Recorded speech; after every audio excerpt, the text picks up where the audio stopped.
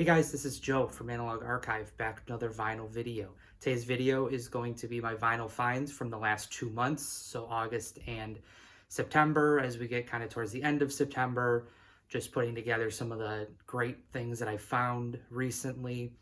I've kind of broadened my horizon, not just looking at hard bop jazz that I've been collecting for like 2 years now.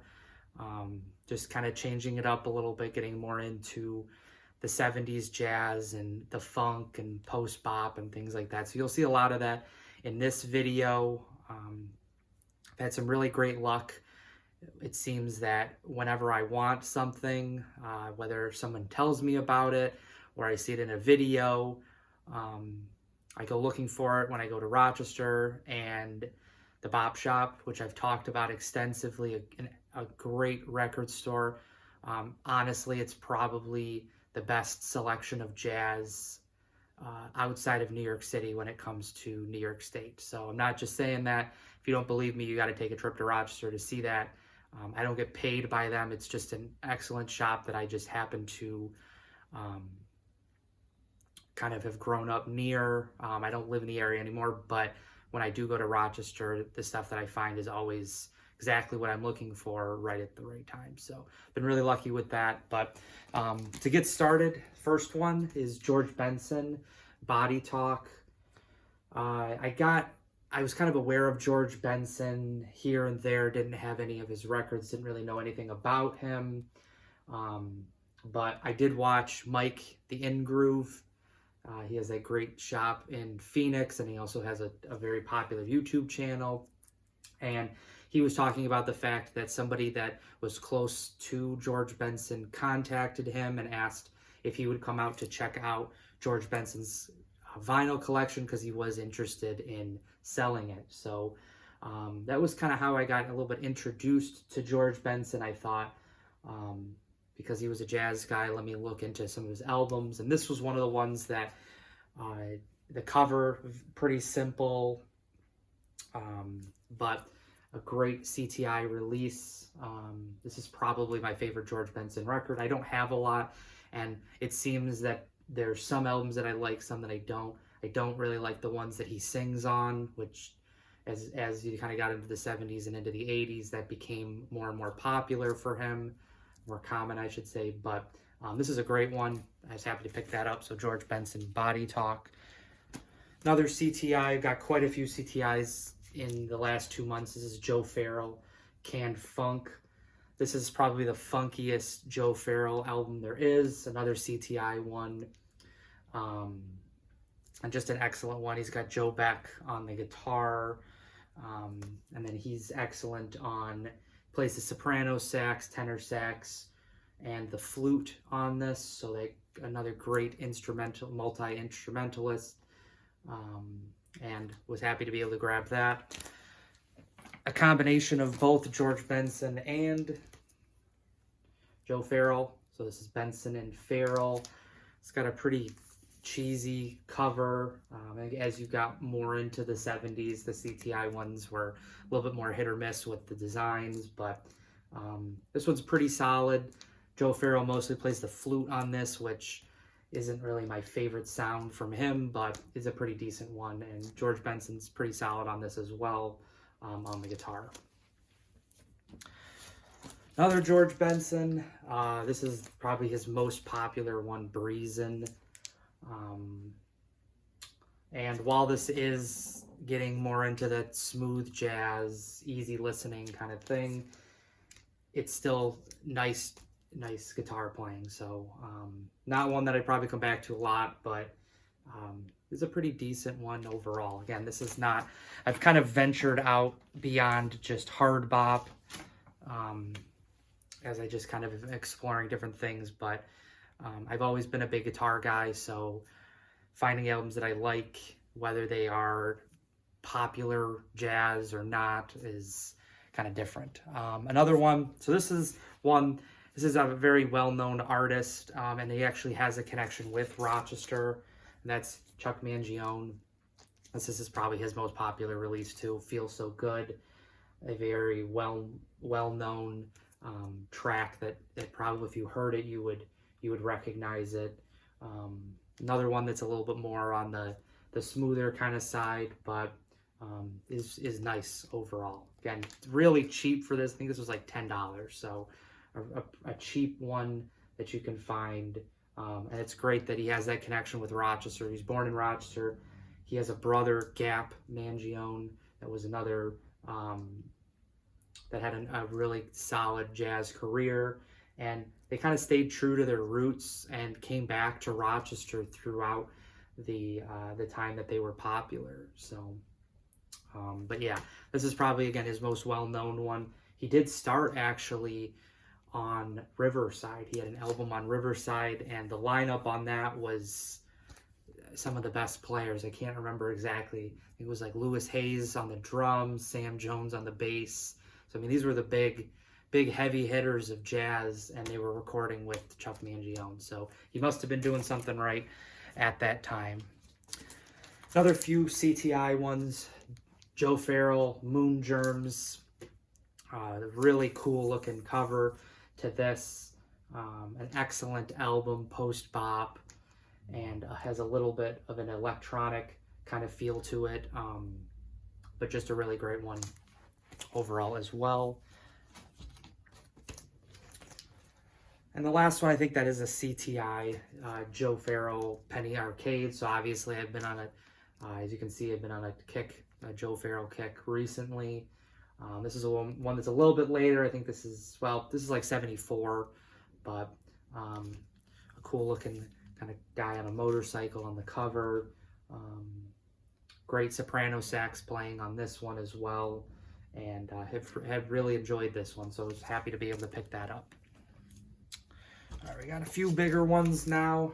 First one, if you follow me on Instagram, I just posted this one actually yesterday. This is Harold Land, the Fox. This is not an original, but it is on when Contemporary got the rights to the recording.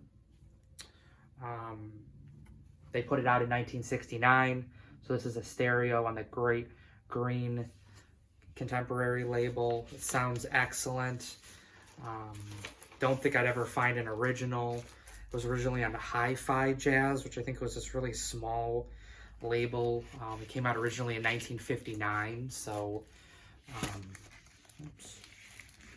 so being able to pick that up, I'm really glad to have been able to do that. Find from the basement. A lot of these actually came from the basement at at the Bop Shop, so was really glad to be able to grab that, as I love Harold Land and I always am looking for more. Another one, this one was recommended by Dylan at Noble Records. Jazz Funk. It's got an absolutely crazy cover to it, but Jack McDuff, well known throughout the 60s for his soul jazz organ playing. He actually doesn't even feature on this album. He's just essentially acting as the composer, and I think, let's see if he had any more affiliation than just that.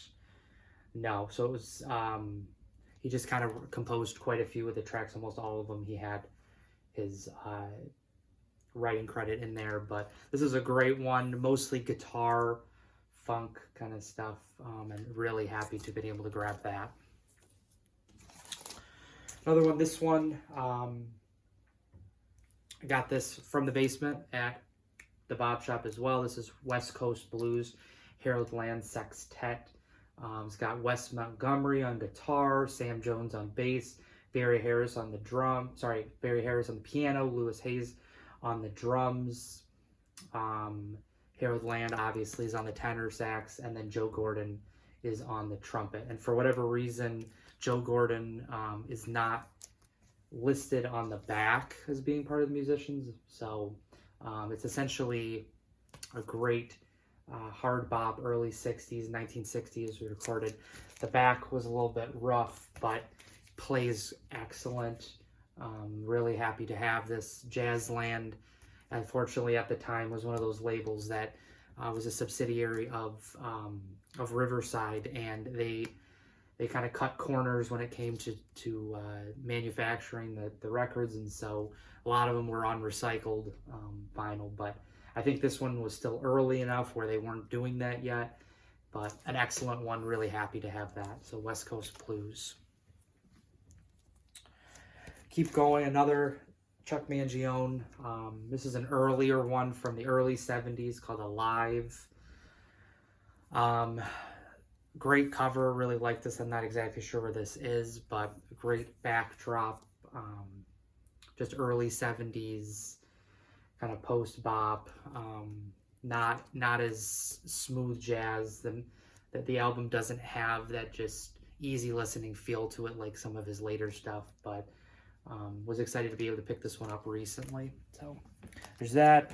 And then the rest of them, for the most part, are some bigger ones. Start with this one. Harold Land, Demisi. This is on Mainstream Records, and this is actually a white label promo. This is just an early 70s, I think 72, 73, but a great post-bop jazz album. Harold Land, again, was another guy that I've been looking for recently. And this is probably one of the cleanest records that I have. It didn't even look like it had been played. When I listened to it recently, it sounded excellent. And this is a really great one. So if you ever do see this one, it's not going to be too expensive. I think this was maybe like 20 bucks, 15, 20 bucks. Don't pass on this one. It's an excellent one, even though it was a little bit later in Harold Land's career. The rest of them are some big ones. So first one, Idris Muhammad, Turn This Mother Out. Just a jazz funk album. I think this is from 76. And this is on Kudu, which was owned by Creed Taylor, so it was kind of like a CTI like thing.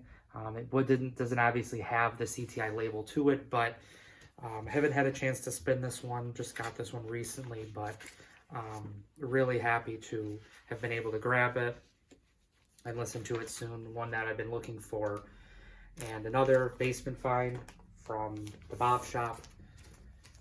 So really happy to have been able to grab that one. A little bit harder to find as well. Kudu, I think, has a lot of great recordings. And even though it's affiliated with CTI, the recordings are tough to find. This is an iconic one.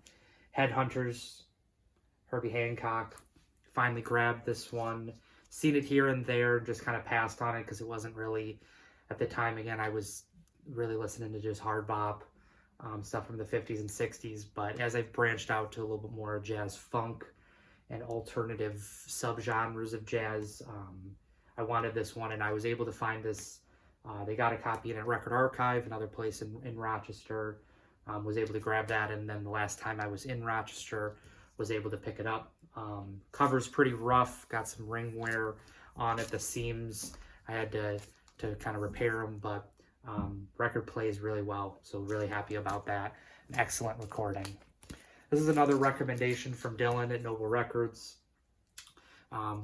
He did a funk video like about a month ago, and this was one of the ones he didn't really include. This was just kind of just like an honorable mention. So this is The Politicians featuring McKinley Jackson.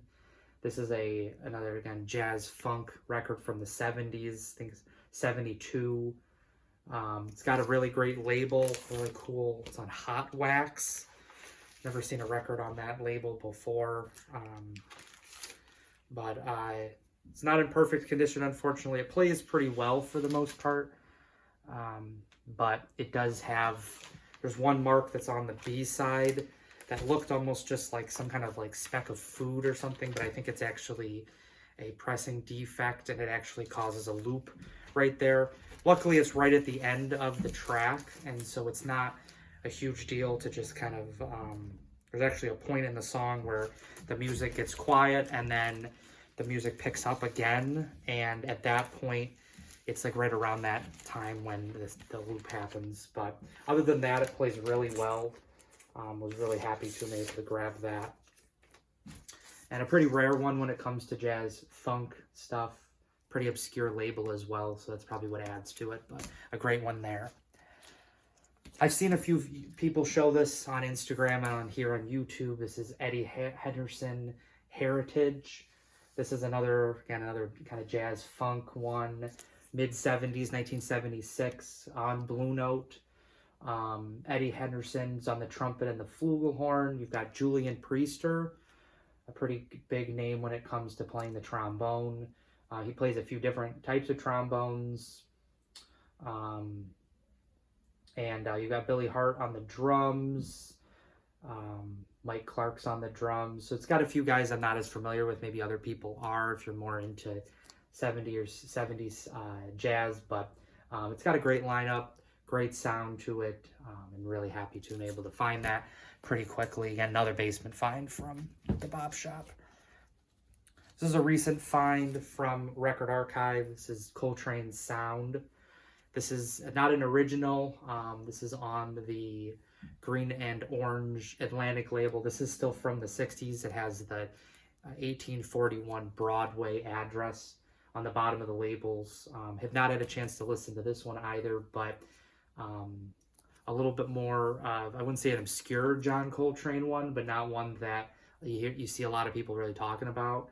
Right in that kind of era, right before he moved into more avant-garde, more free jazz stuff, and excited to be able to listen to this one soon. The last two are some of the ones that I've been really looking for a while, and really happy to be able to grab that. First one, Elvin Jones, live at the Lighthouse.